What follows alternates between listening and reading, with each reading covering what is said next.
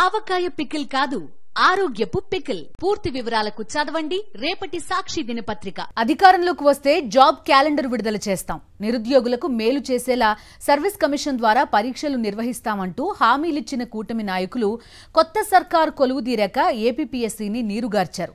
మరో ఏడాది పదవీకాలం ఉన్న కమిషన్ చైర్మన్ రాజకీయ కుట్రతో ఆగ మేఘాలపై తొలగించి గత నోటిఫికేషన్లకు సంబంధించిన పరీక్షలు జరగకుండా అడ్డుపడ్డారు. కూటమి సర్కారు నిర్వాకాలు కాలయాపనతో గ్రూప్ 2, గ్రూప్ 1 మెయిన్స్ పరీక్షల కోసం నిరీక్షిస్తున్న అభ్యర్థులతో పాటు మరో 19 నోటిఫికేషన్లకు సంబంధించి నిర్విరామంగా సిద్ధమవుతున్న దాదాపు 8 లక్షల మందికి పైగా యువత భవిష్యత్తు అగమ్యగోచరంగా మారింది.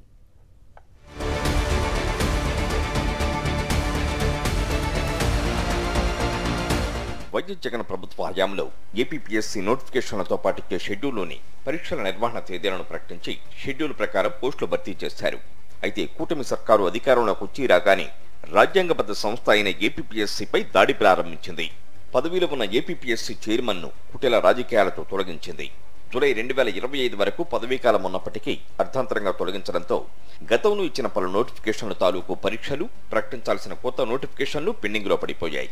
దాదాపు 2 నెలలు కావస్తున్నా ఇప్పటి వరకు సర్వీస్ కమిషన్ కు ప్రభుత్వం కొత్త చైర్మన్ ను నియమించలేదు.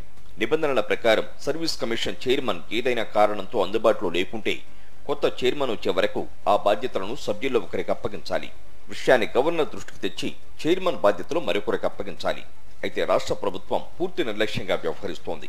ఇన్ని రోజులు కమిషన్ చైర్మన్ లేని పరిస్థితి గతంలో ఎప్పుడూ లేదని పేర్కొంటున్నారు.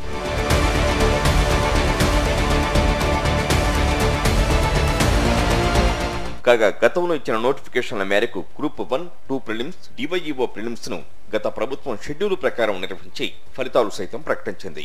అయితే ముందుగా ప్రకటించిన తేదీల్లోనే మెయిన్స్ కూడా నిర్వహిస్తారని భావించి సిద్ధమవుతున్న అభ్యర్థులకు ప్రస్తుత ప్రభుత్వ నిర్లక్ష్య వైఖరి అసనిపాతంగా మారింది. దీంతో ఎప్పుడు జరుగుతాయో తెలియని మెయిన్స్ కోసం శిక్షణ కొనసాగించాలా లేక విరమించాలనేది తేల్చుకోలేక నిరుద్యోగ అభ్యర్థులు సతమతమవుతున్నారు.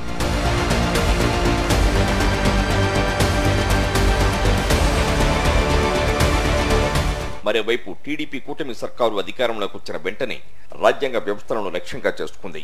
గత ప్రభుత్వంలో ఏపీపీఎస్సీ చైర్మన్ గా బాధ్యతలు చేపట్టిన రిటైర్డ్ డీజీపీ గౌతమ్ సవాంగ్ పై తీవ్ర ఒత్తిడి తెచ్చి రాజీనామా చేయించింది. ఇతర సభ్యులపైన ఒత్తిడి తెస్తోంది. వాస్తవానికి ప్రభుత్వాలు మారినా రాజ్యాంగబద్ధమైన ఈ పోస్టుల్లో ఉన్న వారిని పదవీకాలం పూర్తయ్యే వరకు తొలగించకూడదు. గతంలో ఇదే విధానం కొనసాగింది. టీడీపీ హయాంలో నియమితులైన ఏపీపీఎస్సీ చైర్మన్, సభ్యులు వైఎస్ జగన్ ప్రభుత్వంలో పూర్తికాలం కొనసాగారు. కూటమి సర్కారు అందుకు విరుద్ధంగా బలవంతంగా రాజీనామాలు చేయిస్తోంది.